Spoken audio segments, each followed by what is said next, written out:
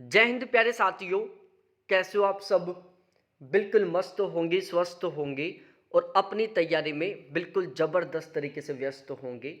You Victor ज्ञान YouTube channel पर आप सभी का बहुत बहुत स्वागत है। आज के इस वीडियो में मैं बहुत ही डिटेल से डिस्कस करने वाला हूं कि भारत में जितनी भी सरकारी नौकरियां हैं ना, इन सभी सरकारी नौकरियों में सबसे ज़्यादा सैलरी कितनी मिलती होगी। जैसे आपका ग्रेड पे 4200 होगा, 4400 होगा, 5600 होगा, 8000 ग्रेड पे होगा।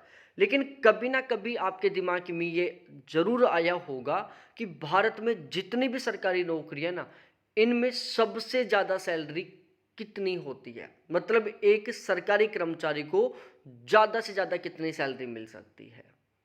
तो इसी के बारे में हम यहाँ पर डिटेल से डिस्कस करने वाले हैं। देखो, भारत में जो सबसे ज़्यादा सैलरी लेने वाली जो पोस्ट है, उसका जो पे लेवल है वो 18 होता है। और आप लोगों को नहीं पता तो मैं बता देता हूँ, पे लेवल 15 तक ही ग्रेड पे का सिस्टम होता है, क्योंकि मैक्सिमम ग्रेड पे होता है 10,000 का। 10,000 के बाद में ग्रेड पे का सिस्टम बंद हो जाता है, जो कि लेवल 15 तक रहता है। और जो सबसे ज़्यादा जो सैलरी लेने वाली गवर्नमेंट पोस्ट है, उसका पे लेवल होता है 18। मतलब इसका किसी तरीके से कोई ग्रेड पे सिस्टम है ही नहीं।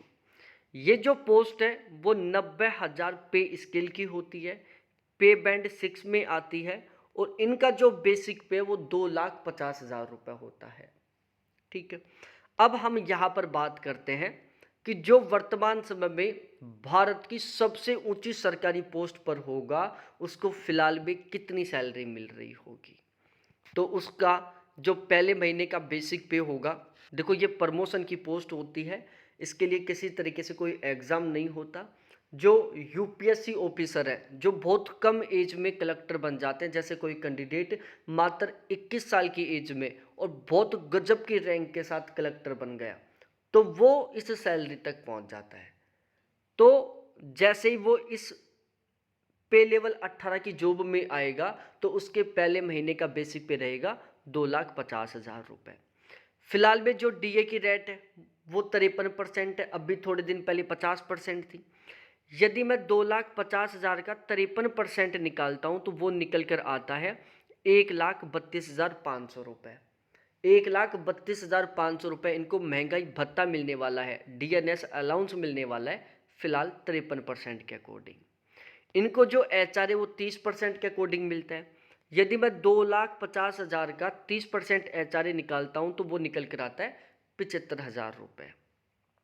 उसके बाद हम बात करें ट्रांसपोर्टेशन अलाउंस की, जिसके इनको 7200 रुपये मिलेंगे।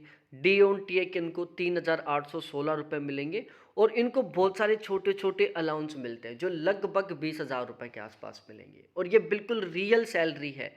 यहाँ पर मैं किसी तरीके से कोई फैकोलॉजी की बात नहीं कर रहा। आप गूगल पर जाकर सर्च कर सकते हैं कि पे लेवल 18 को बेसिक पे कितना मिलता है।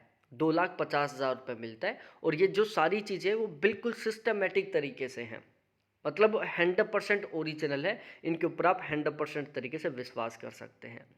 तो इनकी जो ग्रोस सैलरी है वो बनी 4,88,516 रुपये इन सभी को मिलाकर। अब इसमें कुछ कटौतियाँ होंगी। एनपीएस के कटेंगे 38,250 रुपये, सीजीईजीआईएस के वही 200 रुपये, इनकम टैक्स कटेगा इनका 1,25,000 रुपये का। हमारी रिटायरमेंट के दौरान जितनी सैलरी होने वाली है ना, उतना तो इनका इनकम टैक्स कट रहा है। तो टोटल कटौती हो गई 1,63,450 रुपये की। इनकी ग्रोस सैलरी कितनी बनी है? 4,88,516 रुपये। कटौती कितनी हो गई? 1,63,450 रुपये। कट पिट कर कितने रुपए इनके अकाउंट में ट्रांसफर होंगे? तो 3,25,066 रुपये इनके अकाउंट में ट्रांसफर होने वाले, पूरा कट पिट कर। इनकी एक साल की सैलरी बनेगी 39,792 रुपये। और ये जो 3,25,066 रुपये सैलरी है ना, ये वर्तमान समय में भारत की सबसे ज़्यादा सैलरी लेने वाली पोस्ट है। इससे ज़्यादा सैलरी किसी कैंडिडेट को नहीं मिलती। हाँ, यदि इनका 2-3 साल का कार्यकाल रहता है, 3-4 साल का कार्यकाल रहता है, तो फिर इनके बेसिक पे और डीए में क्या हो जाती है, थोड़ी बढ़ोतरी हो जाती है। ठीक है, तो ये सबसे ज़्यादा सैलरी पाने वाला व्यक्ति होगा भारत का, जिसकी पहले महीने की अकाउंट में सैलरी ट्रांसफ़र होगी 3,25,066 रुपये। तो वीडियो बहुत इंटरेस्टिंग लगा होगा। इस वीडियो को लेकर आप क्या कमेंट कर सकते हैं, क्या प्यारा सा कमेंट कर सकते हैं, प्लीज़ ज़रूर कमेंट करके बताना। और आप इसी तरीके से यदि बहुत सारे वीडियोस देखना चाहते हो तो कमेंट सेक्शन में कमेंट करके ज़रूर बताना। बहुत बहुत धन्यवाद सभी साथियों को देखने के लिए। Thanks, bye.